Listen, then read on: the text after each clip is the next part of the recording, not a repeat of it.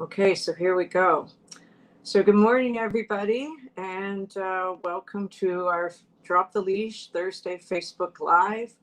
I'm here with Celeste Gagnon. My name is Laura Hunter, and we are both Drop the Leash instructors. And so today is the third part of our series on Good Dog, Bad Dog, Just a Dog. So in the previous 2 weeks, we talked about the role of genetics, both evolutionary and selective breeding, on our dogs' behavior and their ability to change behaviors. So definitely evolution installed very specific survival behaviors in our dog. And then our ancestors also bred our dogs for very specific behaviors that enabled them to be useful to us. So your dogs arrive with these really important behaviors. Well, they're important to them. Not sure they're important to us, but very important to them. And those behaviors are already installed. And many of those behaviors, unfortunately, are problematic for dogs and humans living in the modern world. So what do? Are we just supposed to live with this situation? We can't change genetics. We can't change an instinctively installed behavior. So what do? Well, fortunately, dogs have an amazing capacity to learn. And learning is considerably more flexible than instinct. Through learning, animals can change their environment according to what is occurring in that environment. It's our role to determine which behaviors are more fixed and which can be altered through learning.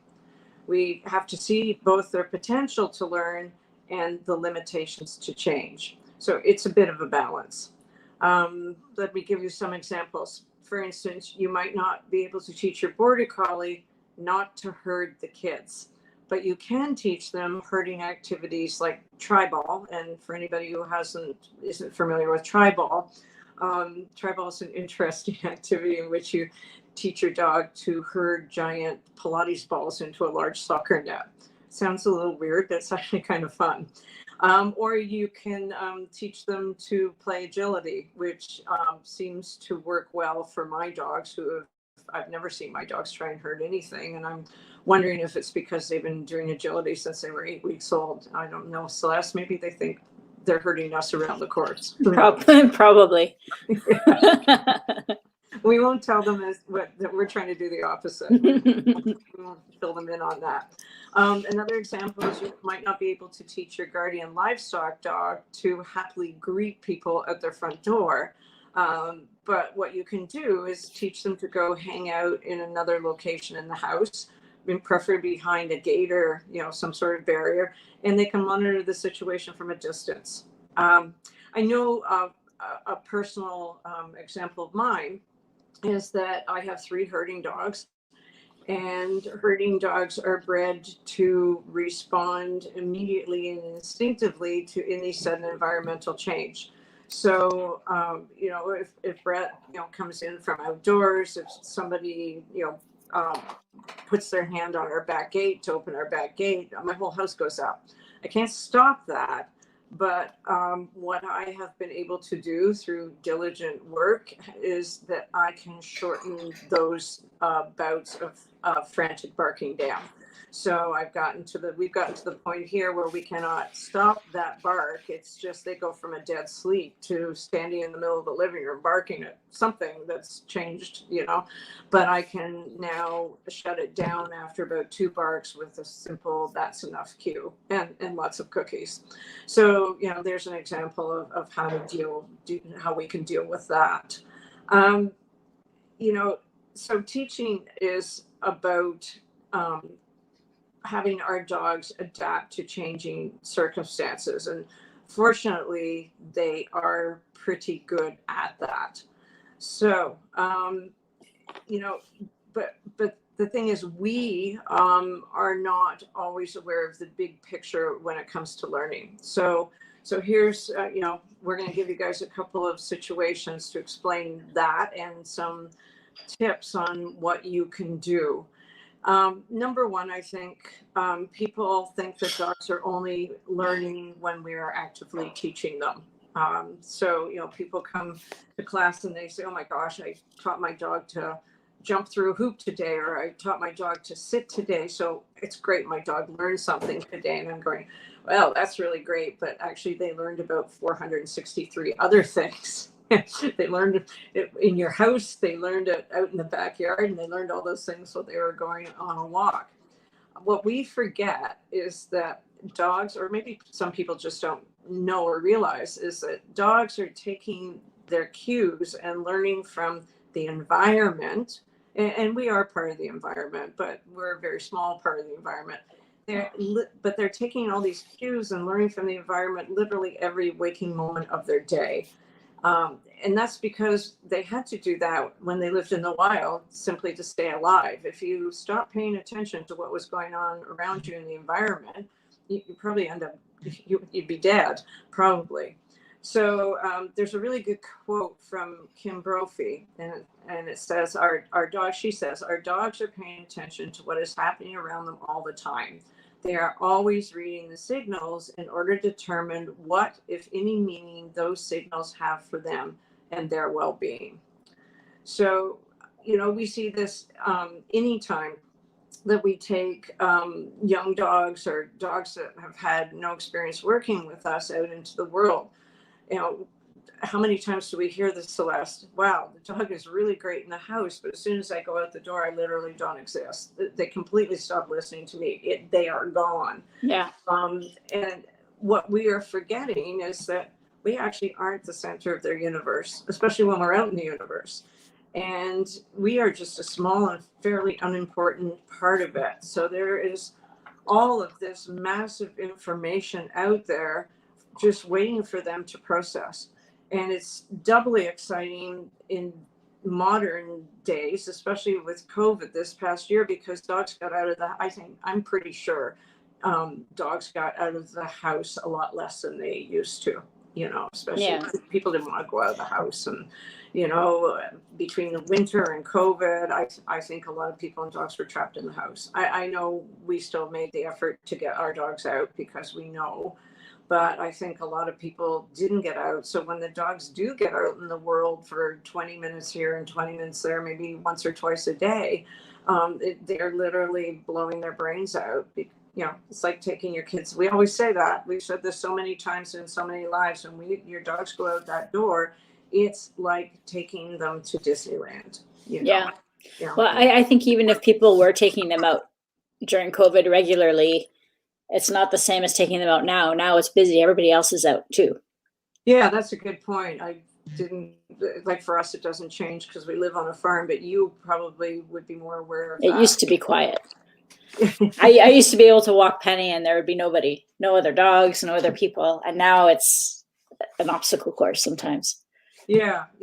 As I said, it hasn't changed for us, but that's a good point. I wouldn't have thought of that. So it's busier now and it's more exciting and more dogs, more people. That's a great point. Yeah. And the environment is constantly reinforcing behaviors in our dogs.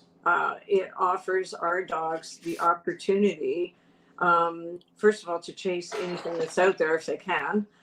Critters everywhere, and as you said, Celeste, more people, more dogs to play with and interact with. Certainly, all those great smells that are out there in the world. We have, I think it's 6 million olfactory receptors. They have 300 million. Mm-hmm. So smell for them is social media.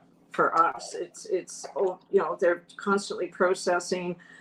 It's their Gmail, it's texting, it's Facebook, and there's just so much information coming at them, and so no wonder they can't listen to us.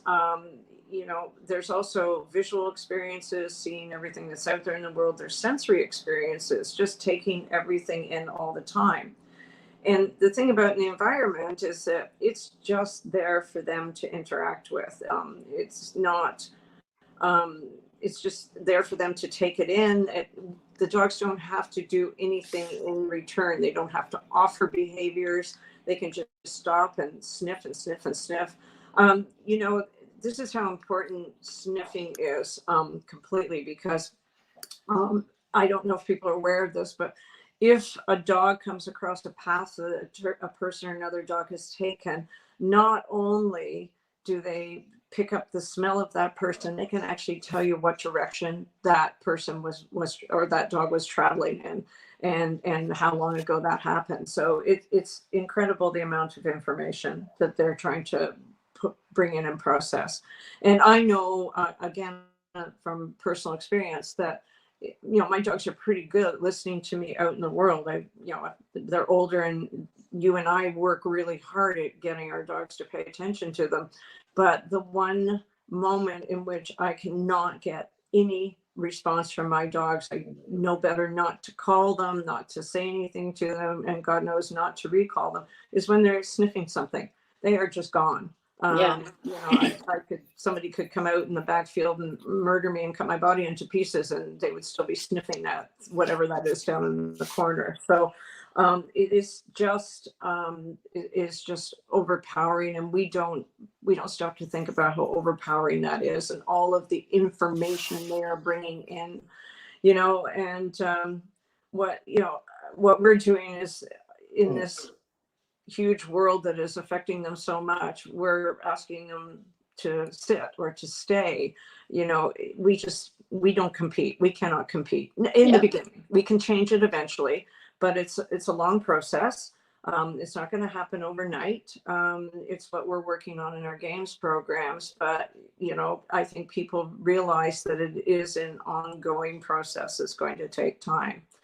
So, definitely the environment has a huge influence in success in their learning. And it's not only just information, the environment can also influence their internal states. And we often fail to notice this as well.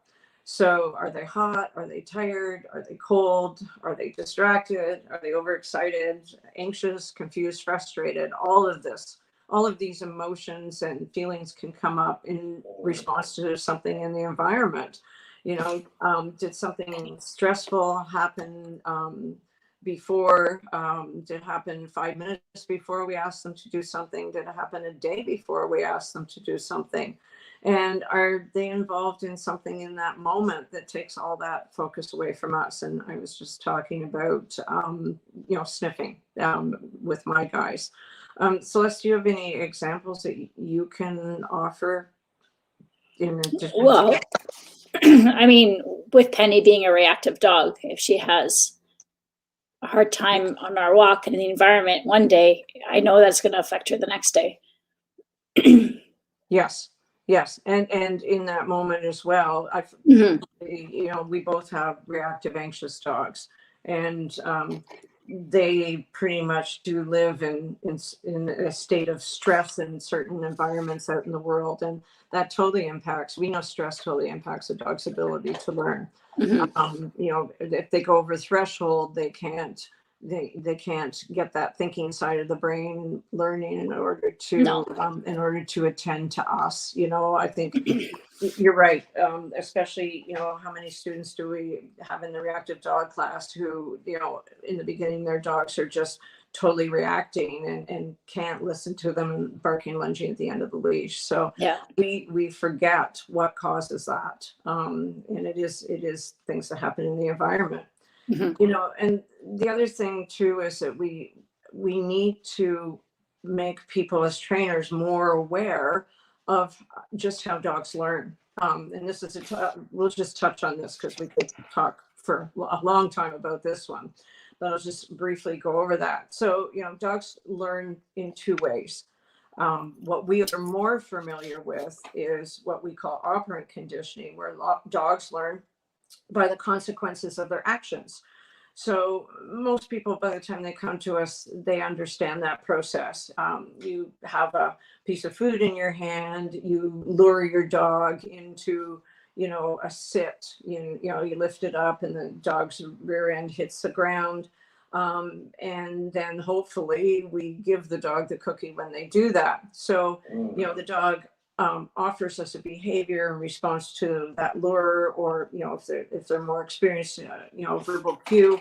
And if we reinforce that, they are probably going to start sitting more often in response to the cue. So we ask for a behavior. If we reinforce it, that behavior will go up. It will become more frequent, or they'll get better at it. But there is another way in which dogs learn that people are not that familiar with. And we know this because we try and explain it in classes. And, it's like a light bulb moment for a lot of people. And that's that dogs learn by associations, predictive associations in the environment. So this is often happens between two events. If I pick up the car keys, Annie knows she's going for a ride in the car. So Annie is not an active participant in this experience, but she is sitting there watching. If I pick up a leash, all three of my dogs know someone's going for a walk. So dogs see patterns where one event or situation predicts another one. And this is what they are watching all day long. I don't know what your house is like, but in my house, my dogs are calm. We've taught them to be calm in the house. But if I'm walking around the house, there are 3 sets of eyes following me all the time. Yeah. Yeah. And, what's Laura doing next? What's Brett doing next? Where are they going? What are we doing? Are they taking us? And they are completely amazing at this. In that, I remember that when I used to work in the city, I get up, the dogs are asleep downstairs, I'm upstairs. By the time my foot hit that second step coming down the stairs, my dogs would know whether I was staying home that day, working at home, or whether I was, going to get in the car and go to work in the city for the entire day. I have no idea how they know that. I honestly don't know that. Obviously something, but so subtle that I couldn't pick it up, but obviously they could pick it up. So I think people would be amazed at how much our dogs just study and pick up all those small nuances. And the thing about this type of learning, what's my third one? Oh, if I go and sit in front of the computer, actually, we have different. We both have. We're talking about this morning. Both our dogs have different experiences of us sitting in front of the computer. So if I sit in the front of, if I go sit in the table out in the sunroom in front of my computer, my dogs all just go lie down, go to sleep, because they know nothing is happening for at least the next 15, 20 minutes to an hour. What happens in your house when you go and sit in front of the computer? Well, actually, you know what? Okay. So the example here is, if my computer has these windows with people's faces in it, Penny is at my side. Get out. Seriously? Yeah. But if I'm sitting at my computer just working and drawing, she ignores me. Okay. Oh, that's so good. It's not the computer. It's like the little nuances you were saying before. How does she know? I don't know. But she knows when it's a call or a Zoom class, and she knows when it's just me working. Interesting. Yeah. Interesting. So it could be, do you think she actually looks at those little pictures on your screen? I know she looks at the screen. It might be, I mean, I wear my headphones to listen to music too, so it's not the headphones necessarily. Wow. Yeah. Wow. But I mean, like, there, because it's a Zoom call. I know. So yeah. that's amazing. And that shows you how much attention they're paying to the environment. Because they're part of the environment. They're not just paying attention to us looking for a learning experience. We are part of the environment, and probably a pretty important part. Wow, that's amazing. Yeah. So this whole process of something predicting something else is classical conditioning. And it's not just people go, oh, well, really learn that way. And my answer is, yeah, we learn that way too. We are, whether we realize it or not, we are always sort of in that predictive association as well, and it influences our behaviors. So, you like to go to a certain restaurant because it predicts great food. You like to go and stay at a place because the service is fantastic. So it's your favorite holiday. You like to hang out with different people, like I like to hang out with you because we have a lot of fun together and we talk endlessly about dogs. So it's the same thing for us. We just aren't aware of it. It's just something that sort of happens under the surface in our life, but it's also a more powerful type of learning because it engages dogs emotionally. So, if every time you put your dog in the car or they get to go to the dog park, oh my God, I love going to the dog park. So your dog runs out of the house and jumps into the car. If every time, for a couple of months you put the dog in the car and they have to go to the vet, you might not get that same response from your dog. In fact, they might start not wanting to go into the car. I'm just grateful Annie still likes to get in the car. Spends her whole life at the vet these days with her leg, but we also know to put her in the car and take her to fun places as well to counterbalance that. Yeah.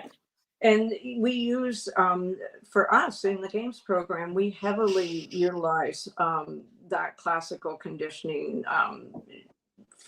process. What we do is in the program is we're setting the environment up so the dog makes a good choice, and that choice predicts good stuff from us, fun and focus from us, and food and a game.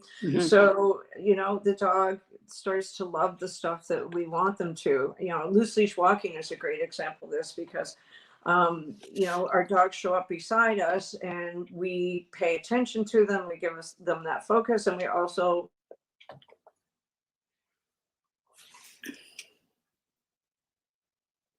starts to think, wow, every time I show up next to Laura, I get lots of food and attention. I love walking beside Laura. I'm just going to walk beside her all the time. And if anybody watches Rosie, that's exactly what Rosie.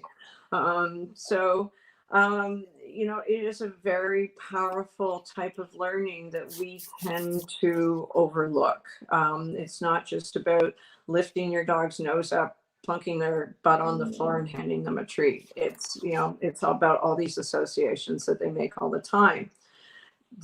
I think that some of the difficulty dogs have in our modern world is the difference between our modern world and the natural world that they used to live in.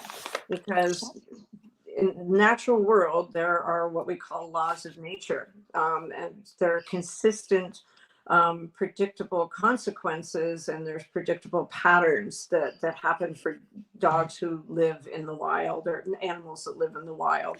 And so I think it was easier for our dogs as natural animals to understand, these associations and how they should respond to them. Our modern world, or supposedly our civilized world, does not, I don't think, have the same consistency. Human beings, we can be the most inconsistent part of a dog's environment. We change the rules all the time. We change the cues. Dog doesn't sit. We're looking at your dog, we're saying sit, the dog doesn't sit. So we say, sit down. I've probably done that myself. And so the dog is all looking at us going, well, you give me two cues for two different behaviors. I really have no idea what I should be doing about this.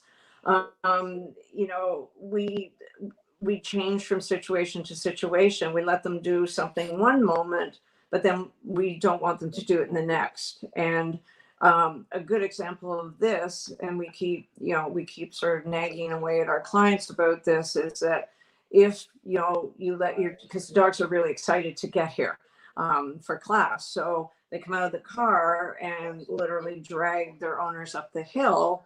But then when we get them into the field, we expect them not to pull on the leashes and to sit beside us on a loose leash and pay attention to us. So we are definitely pretty anal here about the fact that the lesson has to start in the car, because otherwise we're giving our dogs the environment, and we are giving the dogs such mixed messages, So it's hard for them to make these predictive associations because we keep changing it all the time.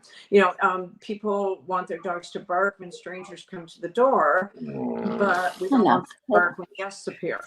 you know, as if our dogs could tell the difference between a stranger and a guest. Maybe they can. Maybe they can, you know, if you have a lot of guests and they're very familiar, but I know my dogs don't know. They just know something different has walked into their environment and they should respond in the way they were bred to respond. Is save the sheep, you know, chase the predator away. There's a million examples of this. You know, when people come here, the first thing they do is they take the dogs over to visit the donkeys and the horses on the other side of the fence.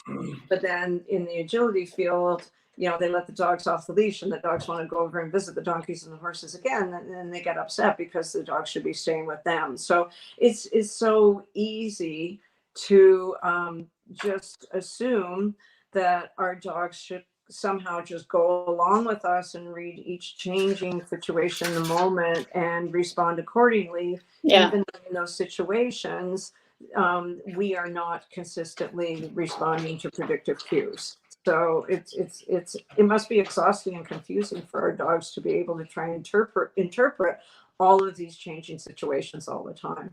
You know, I think they're amazing to actually be as accurate as they are in a lot of situations. So I'm just thinking sometimes our puppy people that stick with us, and then they have the more grown-up dogs. They'll do stuff like the paw, give the paw, you get a treat, and then eventually they get bigger and they start pawing their owner, their person for a treat, and they're like, "Go away, stop doing that." Yeah, exactly. Or another one is, you know, as you said, when people have puppies, they want their puppies to go out and keep every dog in the neighborhood on leash. Yes. And so, wow, every time I see a dog, that is predictive of me going to interact with them and have a good time with them. And then the puppy turns, you know, the puppy all of a sudden is 65 pounds, and all of a sudden, you know, seeing another dog down the sidewalk is not predictive of that great interaction. We want the dog to turn and go in the other direction. All of a sudden, the whole situation has changed for them. So what was predictable and what was a consistent pattern we've completely changed it. So no wonder, and then we wonder why they get frustrated. And that's the other thing, is that because we are often the cause of this confusion, and we don't see that we are, but we tend to blame the dog, you know. So all of a sudden our dog is stubborn because they're not responding, or they're defiant, or they're overreactive, or they're aggressive, or they're lazy. So we put all the responsibility for these good outcomes on them, even though we are changing the patterns all the time. You know, let's take a minute and talk about agility, because agility is a perfect example of this, because agility is about patterns for our dogs, and it's about us giving them clear signals about where we want them to go, and hopefully consistent signals. But new handlers are totally confused, and that's not being critical, because we are not used to giving directional signals using our bodies and our arms and our legs. So everybody gets their arms and legs mixed up. You know, people leave the first few classes thinking they have dyslexia. Our verbal signals get mixed up, but in a lot of cases, we think it is the dog who is making the mistakes, and the poor dogs are just trying to decipher what we want and trying to figure out why we run it one way and there's all those hand signals, and then we take a second turn and everything has changed because we're tired and we're messing up. And so what does my human want? You know, why are they yelling no when I take the wrong jump? Because I'm pretty sure that they gave me that same signal. You know, it's really tough for dogs to, the inconsistency and agility in the beginning is really tough for dogs. And it is the way it is because people are learning too, but we try to explain to people that it does stress our dogs out because we are not consistent, so they can't predict what's happening next. It's a little bit like your GPS system changing its mind in the car, which fortunately never happens. But, you know, if all of a sudden your GPS system said, oh my God, no, turn left instead of right, like we'd all be stressed out of our minds. And so we see the dogs displaying a lot of displacement behaviors in agility. They're off sniffing because they, or peeing on the fence over there because they're trying to calm themselves down because nothing is logical or consistent in those predictions. So it is tough for them. It really is. So, our happiest moment in agility is when our students look at us and say, oh, this really is about us, right? Not the dog. We go, yeah, totally. Yeah. And what's nice is the amount of people that come to that conclusion. Yes. It doesn't take long for them to figure that out, that, you know what, my dog could probably do this if I could do it. Absolutely. Yeah, and it's simply a matter of humans not understanding those associations the dogs make, and how consistently predictive they need us to be. And what is it we tell people? What we're going to put on our T-shirts? Doing the best I can with the handler I was given, and that and people laugh when they hear that because they now understand that yes, we need to be consistently predictive in what we do. Yeah. So I think what we have to understand, and even as a trainer, I had to come to this understanding as well. It took me a while to sort of work my way through this, is that when people come to us for help with behaviors that are problematic, or for them and their dog, and they're getting in the way of the relationship and living together, that we have to explain to people that it's not just about suppressing those behaviors or fixing those behaviors, is that we have to first help the client see that the behavior isn't really a problem, but it's the dog trying to communicate with us. And all behavior is communication. So the dog is trying to tell us that there is something about their environment that they are having trouble with. They're frustrated, or they don't understand, or they're, it's causing them anxiety or fear. And that's, leading to that behavior. And then we have to look at all of the possible reasons for the behavior. So again, there's the I need to do this behavior, the genetic encoding in our dogs through evolution. I need to practice biting when I'm a puppy. I need to dig holes so that I can bury my food so my competitors don't steal it and I starve to death. I need, there's so many of those behaviors that kept them alive that they have a need for. So, and then there's the breed specific behaviors as well, which we installed in our dogs because we needed them to do a specific job. So how do we deal, if the problematic behavior is one of these, what do we do? My first suggestion to owners should be, can we offer the dog this behavior in a different context? We can't suppress it. We can't fix it. But can we give it to them in a different context? So, we talk a lot about enrichment, and enrichment is species typical behaviors that satisfy our dogs mentally and physically in a different context. So what can we provide that will satisfy their need to participate in this behavior in a more acceptable way? And again, let me go back to instead of hurting your children, can we manage the situation so the dog doesn't get a chance to herd your children around the backyard?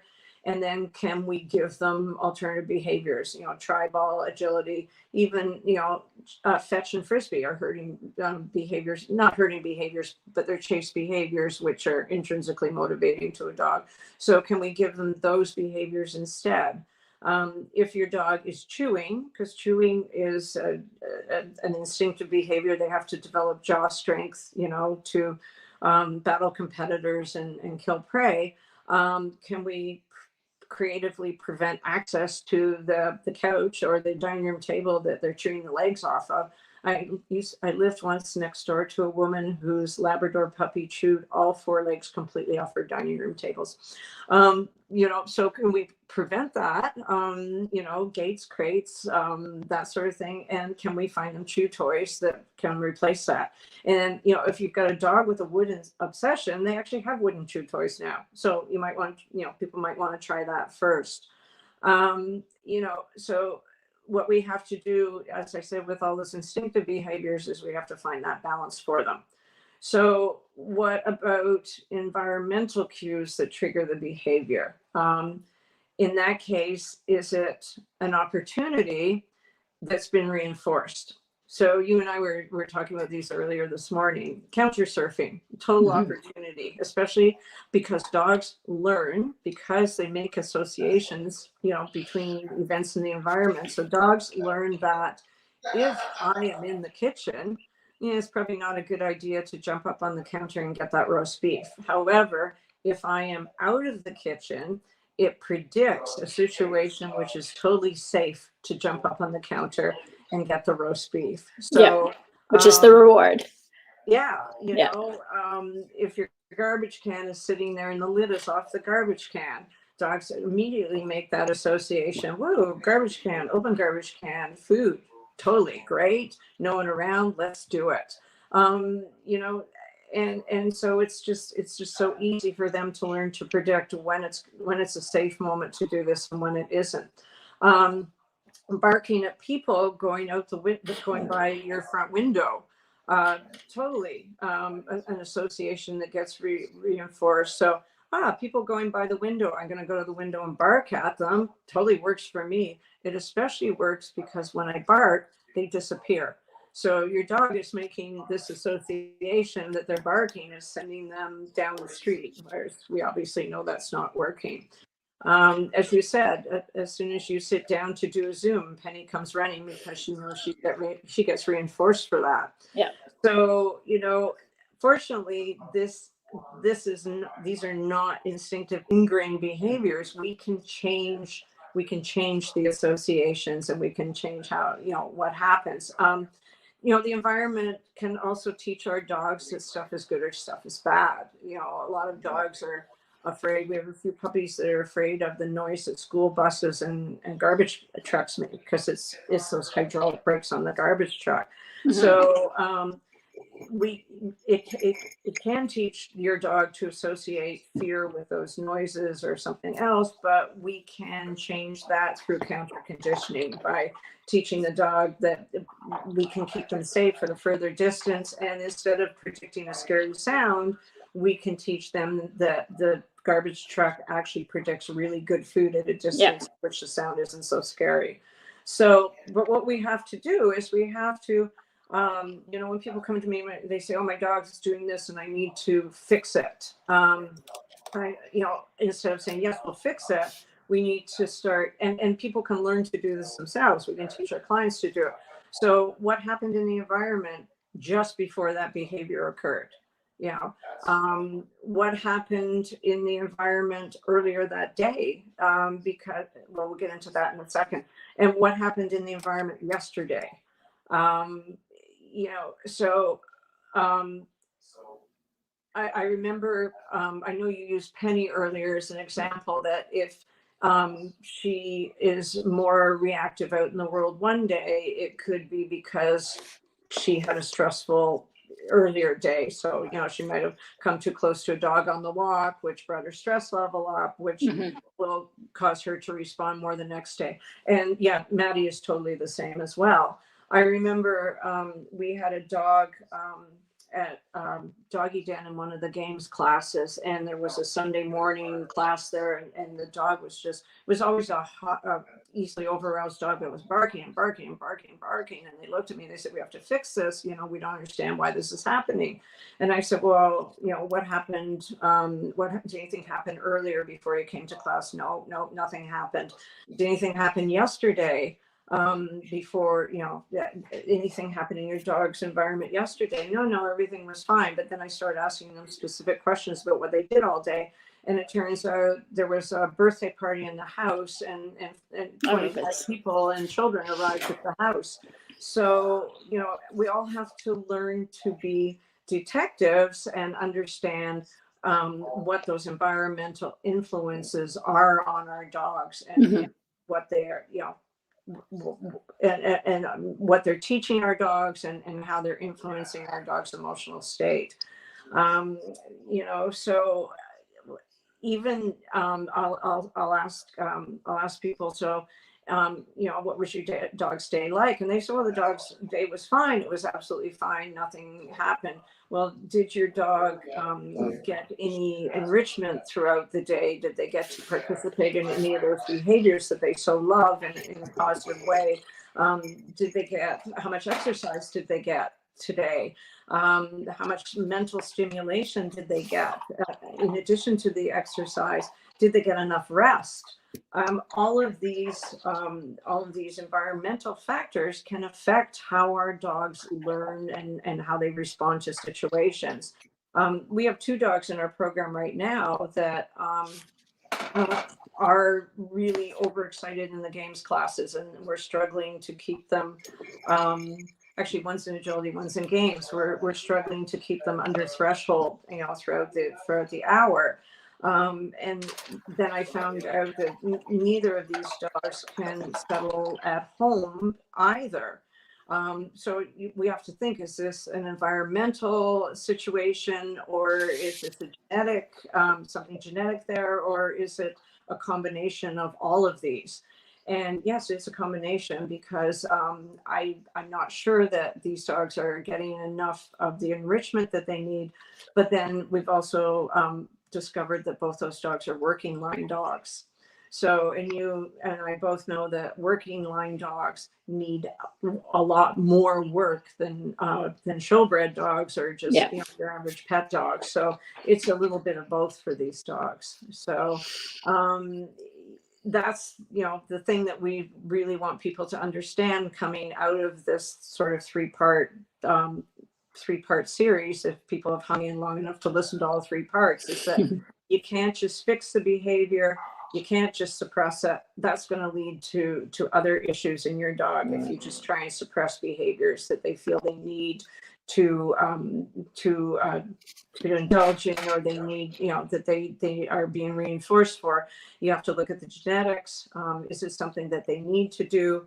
Is it something that we or the environment have reinforced? And only then can you start to sort of work with what's going on with the dog, and help them be more successful in our world, in our environment. So definitely it's usually not the dog's fault. It's a combination of all of those.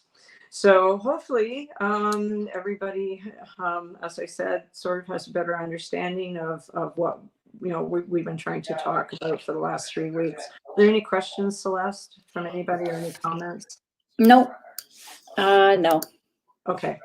So hopefully, as I said, everybody's picked up a little bit of information from this. We're definitely finished with this series. For anybody who's interested, next week we are going to take a completely different approach on our Facebook Live. And we're going to talk about how to take your dog out into the world. Not just anywhere, but all of the patios are opening up now. Lots of the breweries are starting to open up. And most of those places now are dog friendly and are welcoming dogs to those facilities. I've been out to Slaptown Cider recently, and that's definitely a dog friendly place. And I've seen some dogs out there.